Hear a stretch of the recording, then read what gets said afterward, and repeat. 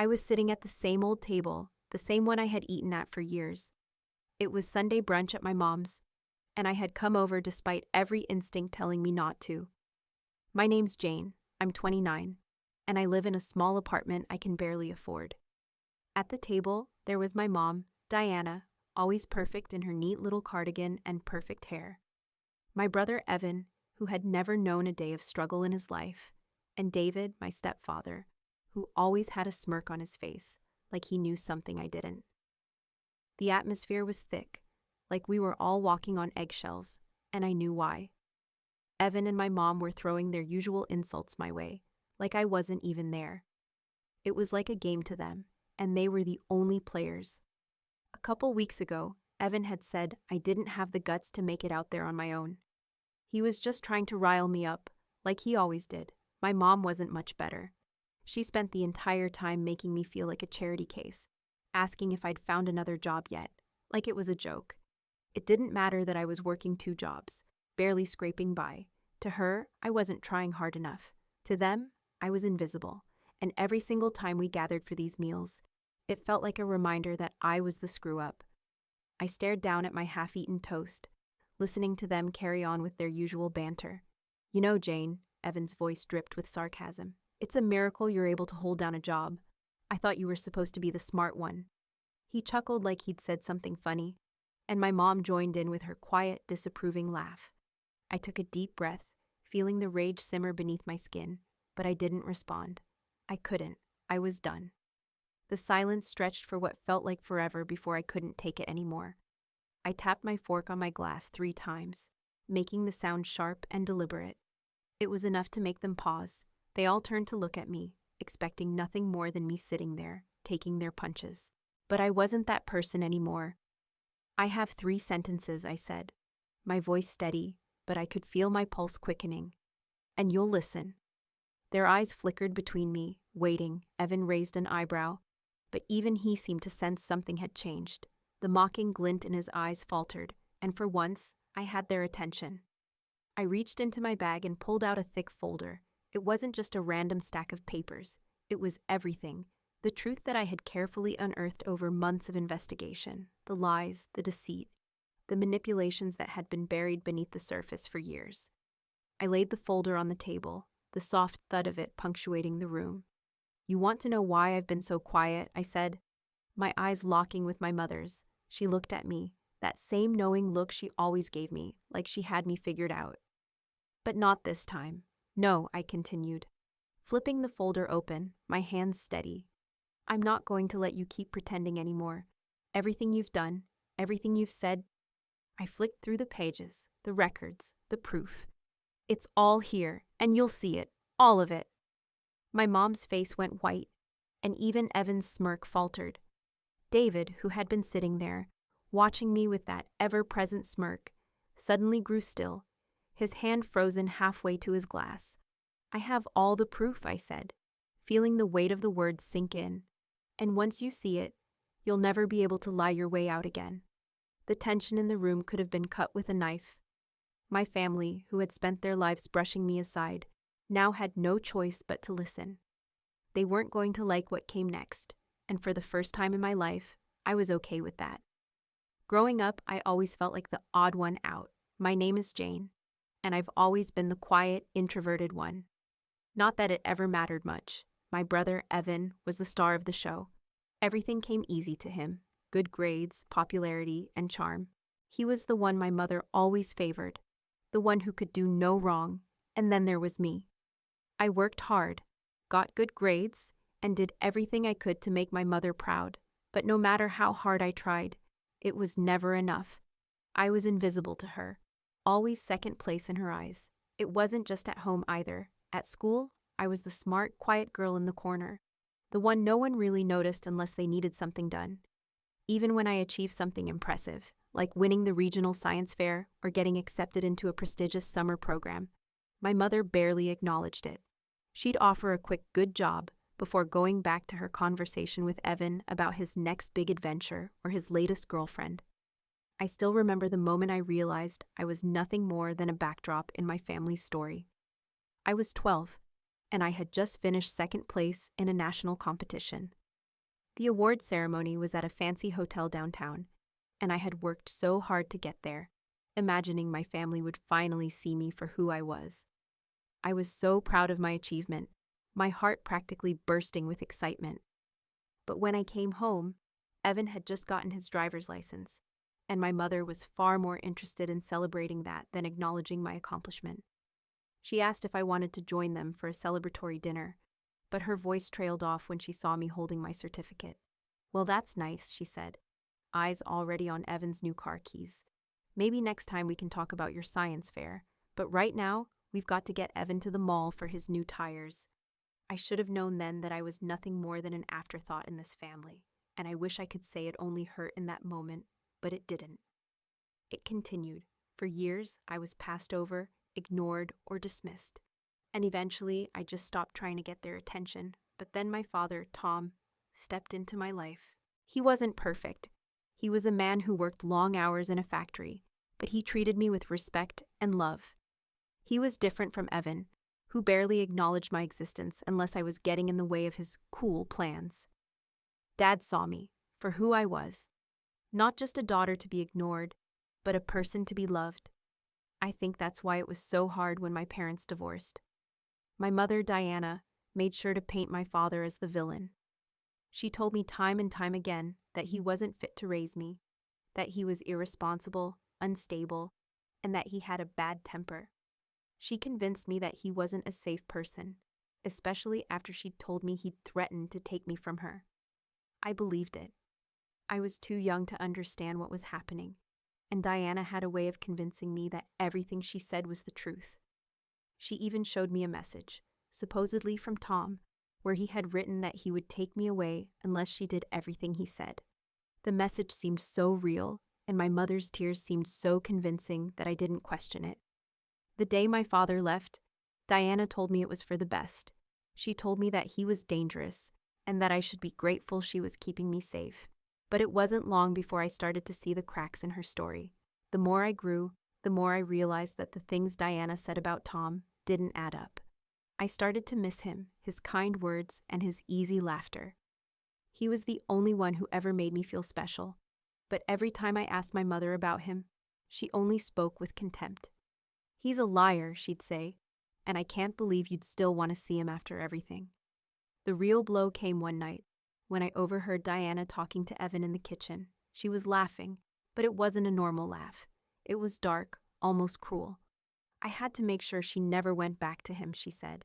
She was getting too close to him again, so I sent him that fake message. I knew it would scare her enough to keep her away. She'll never know the truth. That was when the weight of it all hit me. My own mother had used me as a pawn in her game, manipulating my emotions to keep me from my father. I wasn't just a victim of her emotional neglect. I was a victim of her lies. From that moment on, something inside me shifted. I began to withdraw further, becoming quieter, more passive. I didn't feel safe anywhere, not even in my own home. Evan didn't help. He mocked me just like she did, always reminding me of how little I mattered, and every time my father tried to reach out to me, I pulled away. It hurt too much to even think about what I had lost. I couldn't fight back against Diana's manipulation, but over the years, the resentment grew. It twisted into something sharp inside me, a quiet rage I didn't know how to control. As I grew older, I realized how much I had been wronged, not just by my mother's cruelty, but by my own acceptance of it. I had spent so many years believing that I wasn't worth fighting for, that I wasn't worth loving. That changed the moment I returned home. The plan had always been clear in my mind. I would gather the truth, I would expose the lies, and when the time was right, I would take back everything they'd stolen from me. No one would ever underestimate me again. Moving back in with my mother and stepfather was never part of my plan, or at least it wasn't supposed to be.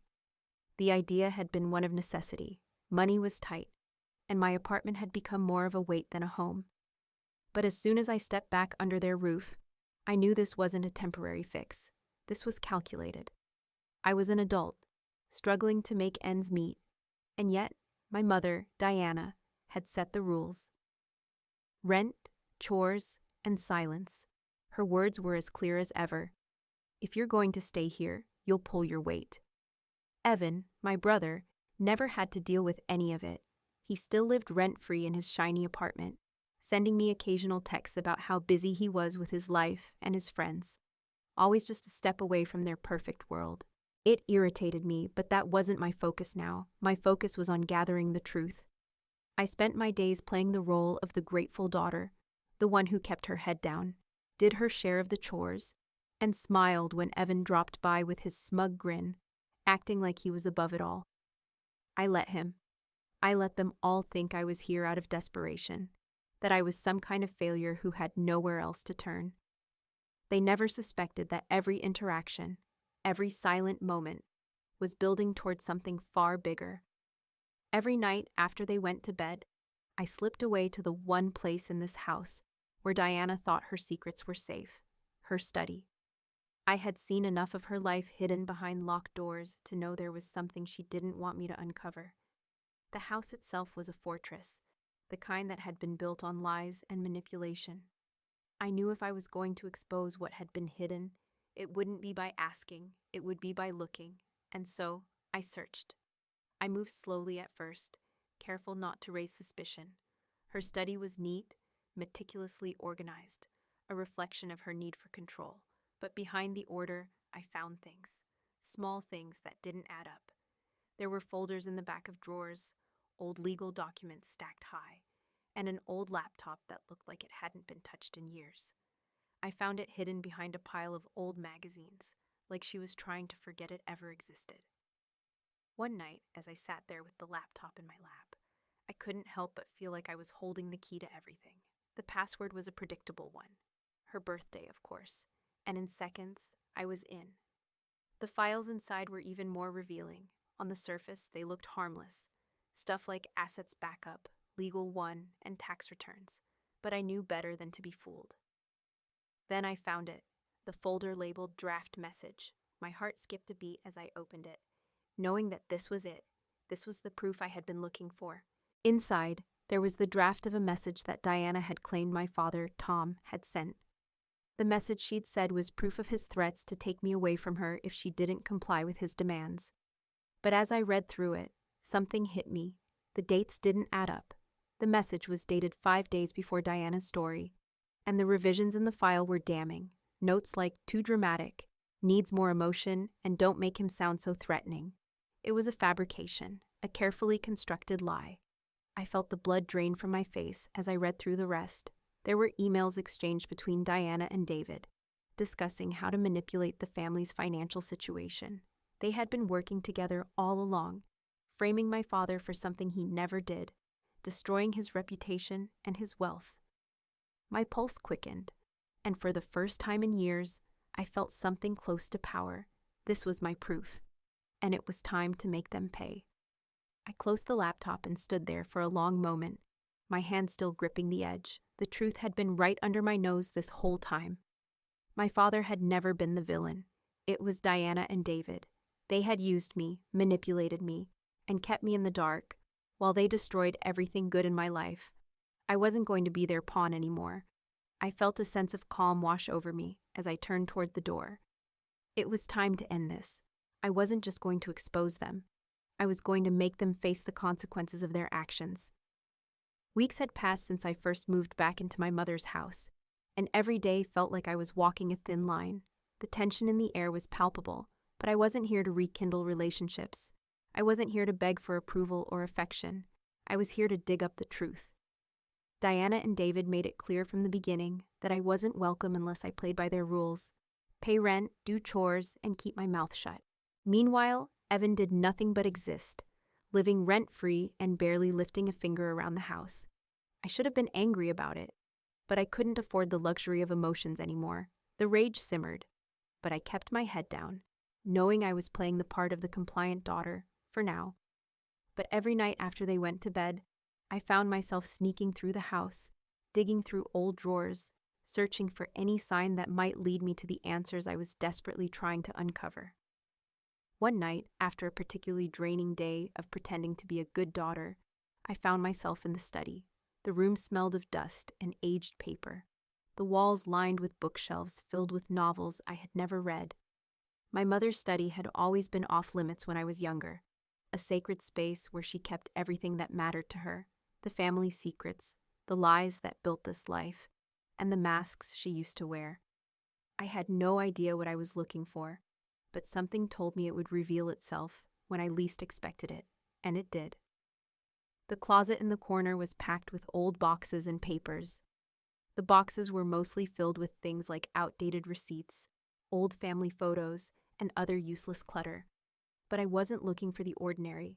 I was looking for a crack, something that would let me inside their world of deceit.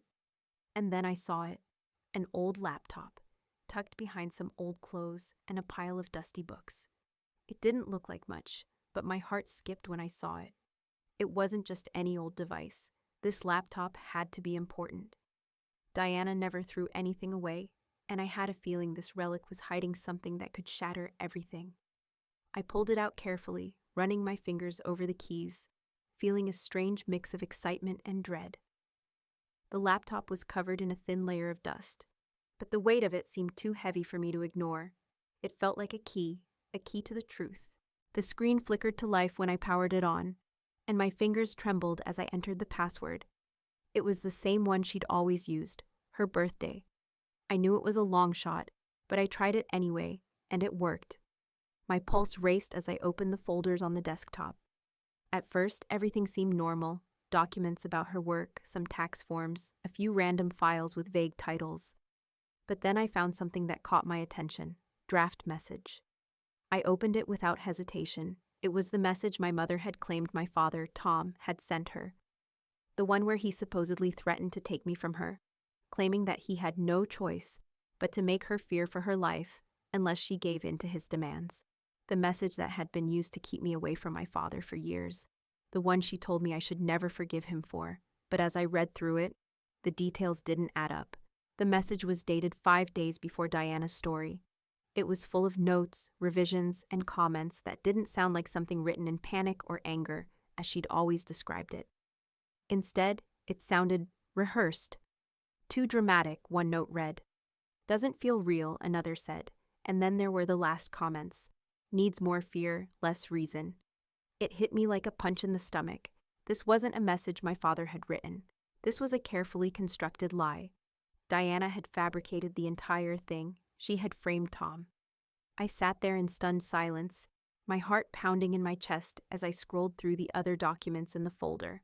There were email exchanges between Diana and David, discussions about how to manipulate the family's financial situation, how to destroy Tom's reputation, and how they would share the spoils once they'd ruined him completely. My mother and stepfather had worked together to deceive everyone, including me. They had made me believe that my father was dangerous. They had systematically destroyed him, and in doing so, they had taken everything from him. His wealth, his reputation, his relationship with me, and I had been blind to it all. I closed the laptop with shaking hands, my breath coming in short bursts. I had spent years trying to make sense of everything, trying to understand why I had felt so lost, so worthless. Now, I knew. The truth was so much darker than I had ever imagined. The weight of what I had discovered settled over me, but there was no time to dwell on the shock. I had a plan, and now, with the truth in my hands, nothing would stop me from exposing them for who they truly were. The family brunch was always an ordeal, no matter the occasion, no matter how much I tried to pretend that everything was fine. Today, however, felt different. Today, I knew that everything was about to change. My mother, Diana, sat at the head of the table, as usual, her hair perfectly styled and her makeup flawless. Her eyes were sharp, scanning the room as she made casual remarks to David, my stepfather, about some new renovation project. Evan, lounging across from her, cracked jokes, but his eyes kept flickering toward me. He knew something was off. Maybe he could sense it in the way I was sitting there, calm, composed, waiting for the right moment to make them listen. My heart raced with anticipation, but I didn't show it. I knew this was my only chance. I had spent months gathering the evidence, piecing together the years of lies and manipulations they had hidden from me, the documents I had uncovered, bank records, fake messages, legal papers, had all been carefully prepared. Now it was time to expose it all. I sat back, lifted my glass to my lips, and took a slow sip of water, waiting for the noise to die down. Then I did something I had never done before. I tapped my fork on my glass 3 times. The sound cut through the chatter, and all eyes turned to me. "I have 3 sentences," I said, my voice steady, louder than I had ever spoken in this room. I could feel the tension thickening, but I didn't flinch. I knew the gravity of the moment. They fell silent, exchanging looks, unsure of what to expect. My mother's expression was a mix of curiosity and suspicion. She knew me well enough to sense that something was coming, but she wasn't prepared for what I was about to do. I opened my bag, pulled out the folder I had brought with me, and set it on the table. The sound of the folder hitting the surface seemed to resonate in the quiet room. Diana's eyes narrowed as she recognized it. "What's this?" she asked, feigning disinterest, but her voice betraying her concern. She tried to mask the unease creeping into her posture, but I saw it. I saw the woman who had built her empire on control, now realizing that her reign was about to come to an end. I didn't respond. Instead, I opened the folder, flipping through the pages slowly. Each page felt like it weighed 1,000 pounds, but I kept my hands steady as I revealed the bank statements, the forged messages, the legal contracts. One by one, I laid them out before them, proof of their lies, their manipulation, their scheme to ruin my father. At first, Diana's face was blank, a practiced smirk still hanging on her lips. She probably thought I was bluffing, that these papers meant nothing, but then she started to read. Her eyes flicked across the documents, widening with each revelation. The bank records were the first punch, large transfers of money she had funneled into secret accounts. The next blow came with the forged message. The one she had claimed was from my father, accusing him of threatening to take me away. It was all a lie.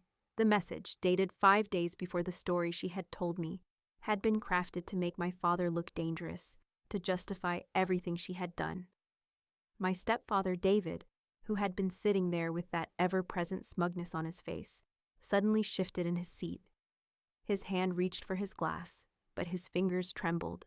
I watched it all unfold, his self-assurance cracking piece by piece, as he realized that his involvement was now laid bare for everyone to see. Diana was still silent, but her face had lost all color. I could see the panic rising in her, the walls she had so carefully constructed starting to crumble before her. She looked up at me, her eyes wide, but she couldn't speak. The weight of everything she had done was too much for her to process in this moment. "Do you understand now?" I asked, my voice quieter but still firm. "You've been lying to me, manipulating me, using me for your own gain, and now I'm done." Evan, who had been sitting back, arms crossed in his usual indifference, was staring at the papers in disbelief. He opened his mouth, but nothing came out. He had always thought I was just the quiet, invisible sister, the one who never fought back. Now he was watching as his entire world began to unravel. David tried to gather himself, but I could see the fear in his eyes. His confident demeanor was gone, replaced by a man realizing the full extent of what had been exposed. This is not what you think," he stammered. But the words sounded weak, hollow. I didn't let him finish. "It's exactly what I think," I said. "You've been a part of this scheme from the beginning, you and her." I pointed at Diana, who was now staring at the table, her hands trembling. "You've destroyed my father, ruined his life, and lied to me for years, all for money, for control, and I won't let you get away with it." The room was silent now, the weight of my words hanging between us. The family I had once tried so desperately to make proud now stood exposed, naked in their deceit. For the first time in my life, I felt free. I didn't need to say anything more. The truth had been spoken, and it was enough. I closed the folder and stood up, my eyes meeting each of their stunned faces. "I'm done with this family," I said, my voice strong, "and you'll pay for what you've done." I turned and walked away, leaving them behind in the silence of their own destruction. The aftermath of my confrontation with Diana and David was nothing short of chaotic. But for the first time in years, I didn't feel a flicker of guilt. The lies that had bound my family together for so long were starting to unravel, and I was no longer a part of the destruction. I had exposed their truth, and now I could watch them try to salvage their fractured world. My phone buzzed incessantly in the days that followed. The first text came from Diana, of course. "Jane, we need to talk. You don't understand what you've done. Please, let's fix this. You're tearing the family apart." I didn't respond. I didn't need to. The next few days were filled with similar messages, pleading, guilt-laden texts. Diana, desperate to maintain control, tried everything, playing the victim, trying to manipulate me into feeling sorry for her. But I wasn't that person anymore. I was done listening to her lies. She had built an empire on lies, and now it was crumbling before her eyes. Evan, my brother, wasn't much better. At first, I thought he would stay out of it, but a few days later, I found his messages flooding my phone. "What the hell, Jane? This isn't like you. Why would you do this to us? You've torn everything apart.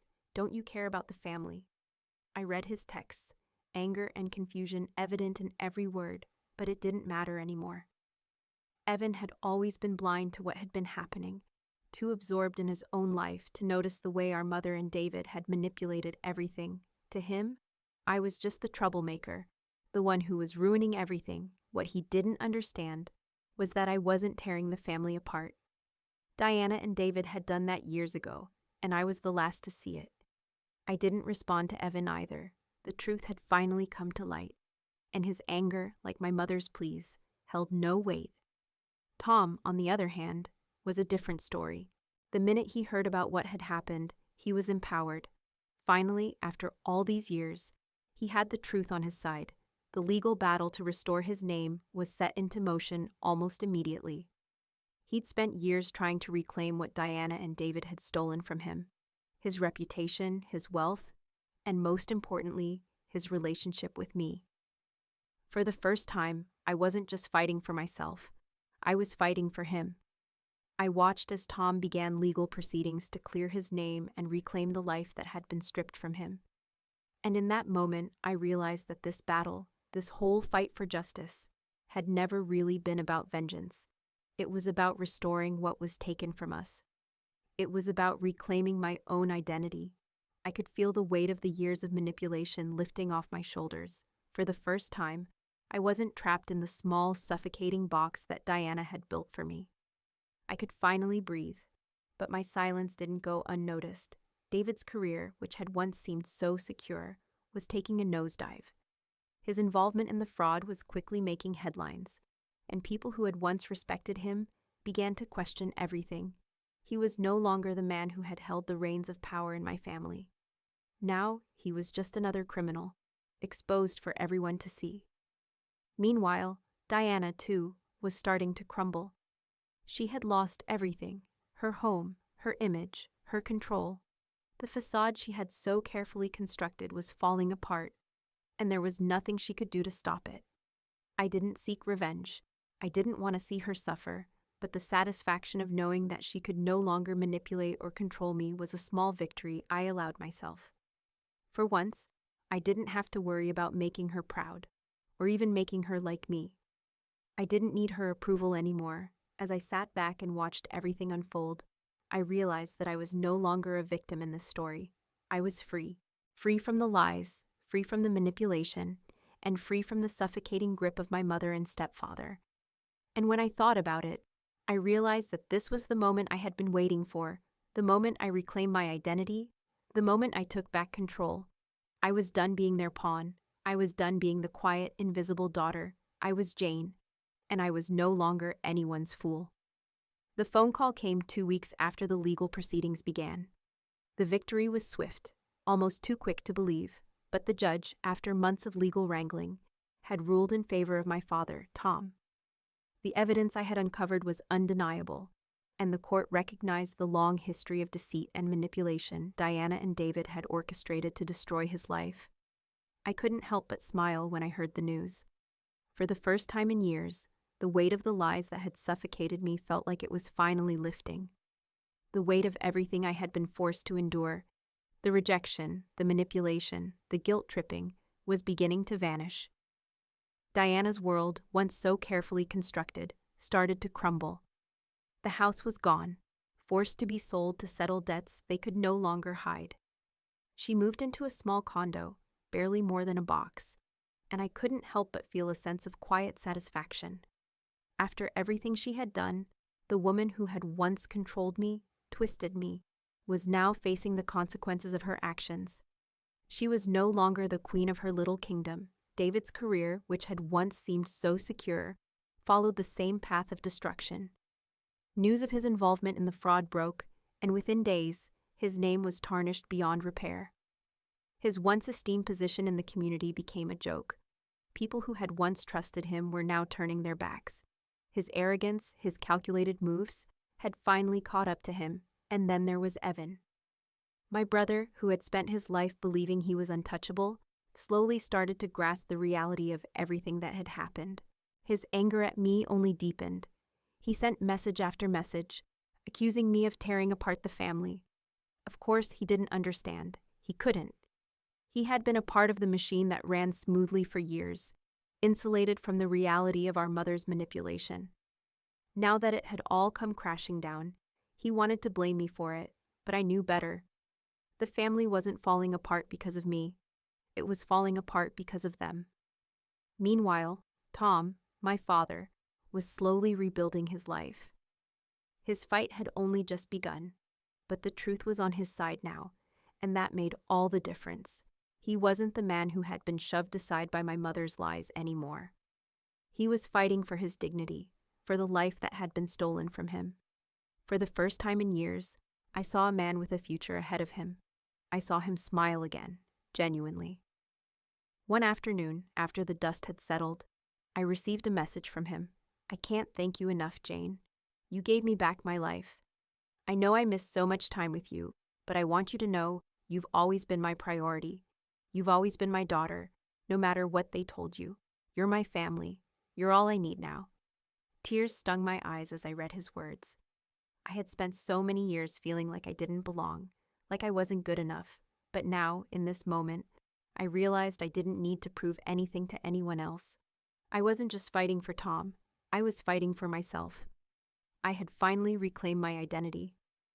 Several months later, I found myself in a small, modest house. It was my own space, free from the shadows of the past.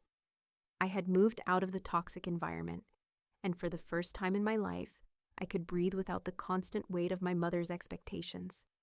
I felt lighter, free in a way I hadn't thought possible. Then, one day, I received another message. This one was from Tom again, and it caught me off guard. "I've moved into my new place. It's small, but it's mine. I'm starting over, Jane, and I want you to come see it. There's nothing left between us but love. I just want to say thank you. Thank you for everything, for fighting for me, for us."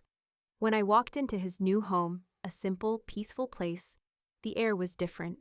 No more lies, no more manipulation.